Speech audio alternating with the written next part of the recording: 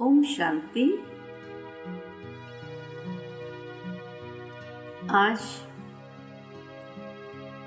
आध्यात्मिकता का प्रथम सत्र, स्वयं की पहचान। आइए खुद का खुद से परिचय करें। श्रीमद् भगवद गीता के अंदर भगवान ने अर्जुन को सर्वश्रेष्ठ योग सिखाया, जहां हर अध्याय योग है। योग को आज मनुष्य ने बहुत स्थूलता में ले लिया है या बाह्य स्वरूप से उसको अपना लिया है, लेकिन वास्तव में योग का संबंध आंतरिक चेतना के साथ है। उस चेतना को जागृत करने के लिए स्वयं को जानना अति आवश्यक है। बाह्य स्वरूप से व्यक्ति अपने आप को बहुत अच्छे से जानता है, लेकिन उसके बावजूद भी ये प्रश्न है, Know thyself, realize thyself, कि व्यक्ति की वास्तविकता क्या है। ये बाह्य परिचय मिलने से पहले भी हम थे, तो वो कौन सी शक्ति है। हर भारतवासी इतना तो जरूर जानते हैं कि शरीर को चलाने वाली एक चैतन्य शक्ति है, जो अजर अमर अविनाशी है, शाश्वत है, जिसको किसी ने आत्मा कहा, सोल कहा, रूह कहा, शक्ति कहा। लेकिन उसके बावजूद भी जब ये कहा जाता है कि नो दाई सेल्फ, अपने आप को जानो, तो क्या जानना है। और सबसे बड़ी बात तो ये है कि उसको जान करके फायदा क्या, प्राप्ति क्या है। आत्मा चैतन्य शक्ति है, लेकिन उस चैतन्य शक्ति की अभिव्यक्ति इस संसार में शरीर के माध्यम से ही होती है। इसीलिए हमेशा हम दो शब्दों का प्रयोग करते हैं, मैं और मेरा। मेरा हाथ, मेरा सर, मेरे पैर, लेकिन ये मेरा कहने वाली मैं कौन? मैं वो चैतन्य शक्ति आत्मा हूं। मनुष्य कभी ये नहीं कहेगा कि मैं सर दर्द कर रहा हूं। नहीं, मेरा सर दर्द कर रहा है,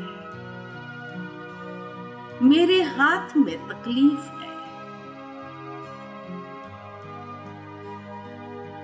मैं वो चैतन्य शक्ति हूं। इस अंतर को जब हम समझ लेते हैं और उस वास्तविकता में अपने आप को स्थित करने लगते हैं, जिसको गीता में कहा आत्म भाव में स्थित हो जाए। हे अर्जुन, हर एक को भी आत्म रूप से देखो, लेकिन अगर मैं खुद आत्म भाव में स्थित होती हूं, तभी तो मैं दूसरों को भी आत्म स्वरूप से देख सकती हूं और ये महसूस करती हूं कि ये भी एक आत्मा है।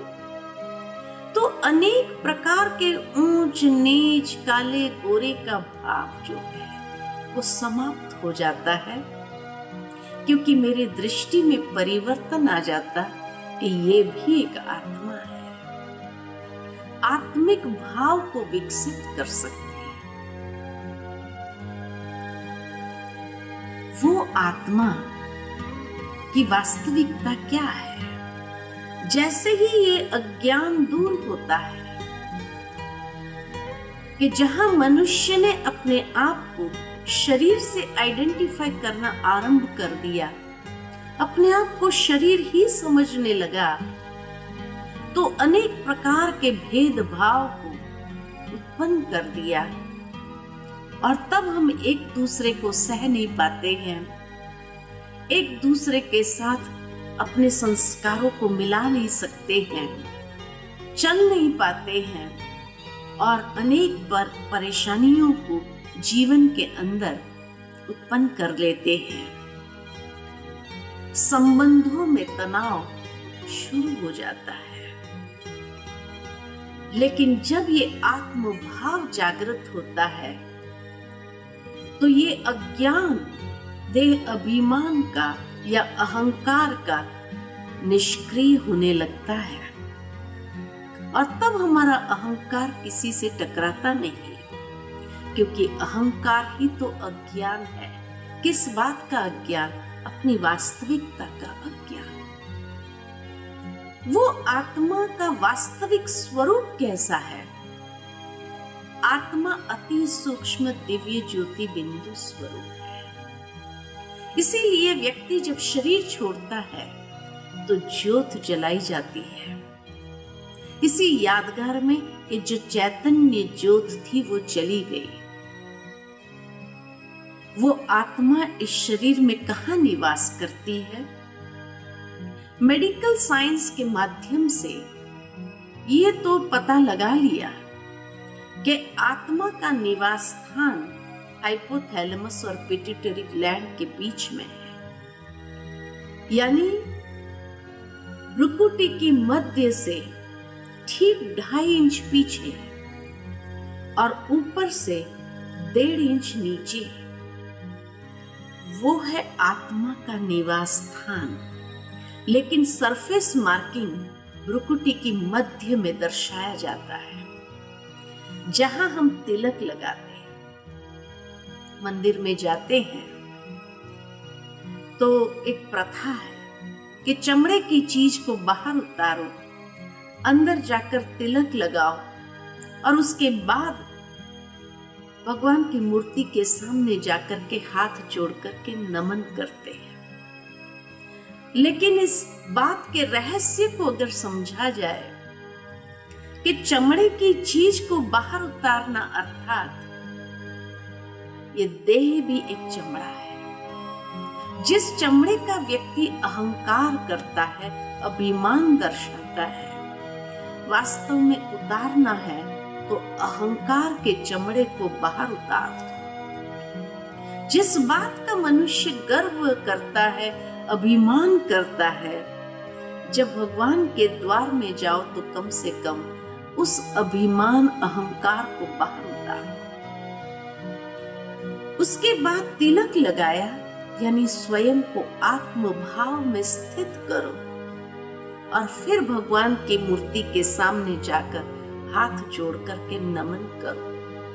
यानी मैं फलाना फलाना नहीं, मैं चैतन्य शक्ति आत्मा, परमात्मा की संतान, परमात्मा को नमन करती हूं। कितना ऊंचा भाव है। लेकिन शायद ही इस भाव से कोई मंदिर में जाता होगा।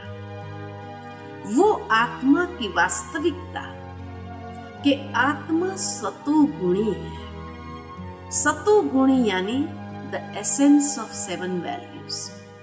आत्मा 7 गुणों का स्वरूप है।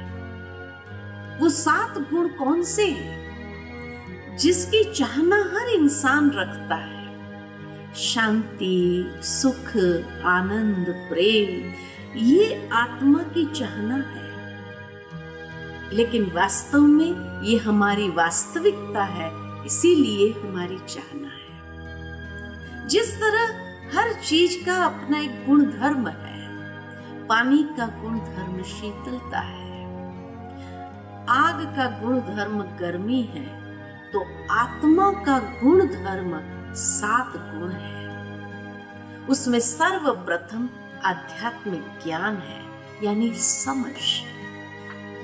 उसके साथ साथ दूसरा है पवित्रता। हर इंसान जब इस संसार में आता है तो कितना प्योर एंड इनोसेंट होता है। एक बच्चा जब जन्म लेता है तो कितना इनोसेंट है, पवित्र है। ये उसकी वास्तविकता है। जहां समझ है, पवित्र भावनाएं हैं, उसी संबंध में प्रेम पनप सकता है। तो तीसरा गुण आत्मा का प्रेम स्वरूप है। जहां ये तीनों है वहां शांति है। शांति हमारा गुण धर्म है। और जहां ये चारों बातें हैं वहां जीवन में सच्चा सुख है। इसीलिए आत्मा सुख स्वरूप है। और जहां ये पांचों बातें हैं वहां जीवन की सर्वोच्च प्राप्ति आनंद है। तभी आत्मा को कहा जाता है कि आत्मा सत चित आनंद स्वरूप है। सत्य स्वरूप उसका यही है। 7 गुण, चैतन्यता की अभिव्यक्ति और उसमें भी आनंद की अभिव्यक्ति जब ये गुण स्वरूप है तब। और जहां ये 6 बातें हैं वहां आत्मशक्ति, विल पावर है। क्योंकि ये 7 गुण सिर्फ गुण नहीं, शक्ति है।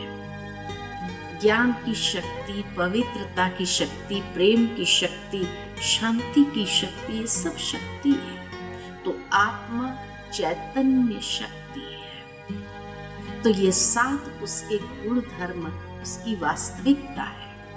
लेकिन आज ये 7 गुणों से हम बहुत दूर हो गए हैं और 7 अवगुण आ गए हैं। काम, क्रोध, लोभ, मोह, अहंकार, ईर्ष्या और नफरत। 7 गुणों की जागृति के लिए आत्मा के पास 3 सूक्ष्म शक्ति है, जिसको कहा जाता है मन, बुद्धि और संस्कार। मन आत्मा की सोचने की शक्ति का नाम है। बुद्धि समझने की शक्ति का नाम है।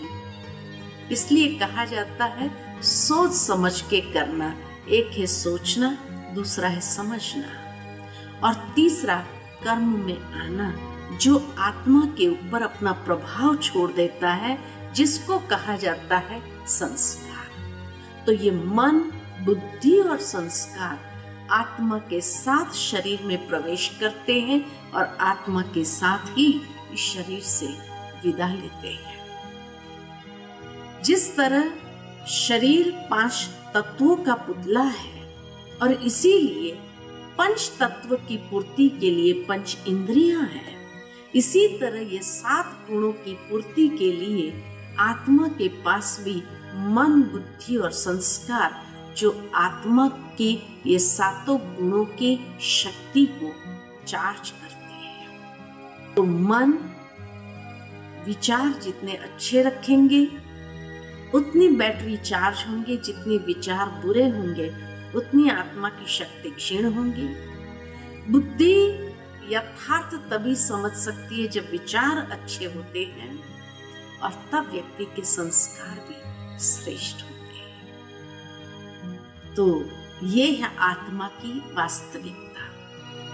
ओम शांति।